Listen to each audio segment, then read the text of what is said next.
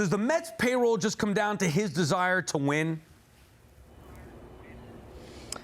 Yes, in a sense, because when you look at why the payroll is so much higher than they wanted it to be, it's because as we go through back the history of our shows and what we've talked about over the past couple of weeks and month or so, Sal, is that they pivoted away from Pete Alonso, legitimately and sincerely, spent money on Jesse Winker, A.J. Minter, and a few other things. That was Pete's money. And then it's like, oh, but we'd be better with Pete. Fine.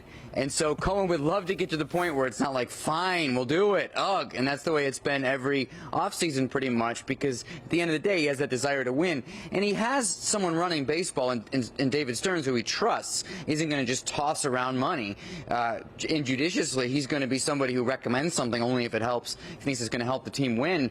So this isn't really about what Cohen can afford. It's what he knows about how to run a smart business. And at a certain point, it's also not about the money, but about the roster. Like, he knows and Stearns knows that the optimal way to build a roster is not to have all these huge, expensive, long-term contracts aging at the same time, which is what you set yourself up for if you keep doing these deals, which is what, by the way, they got out of by giving Alonso the short-term deal.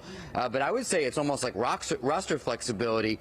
Like when Juan Soto's playing for this team, in theory, in 13 years, that's going to be a lot of money going toward a guy who is, what, 39, 40, 41 at that time. So you don't want to get yourself into too many of those situations. It's about that as much as it's about money.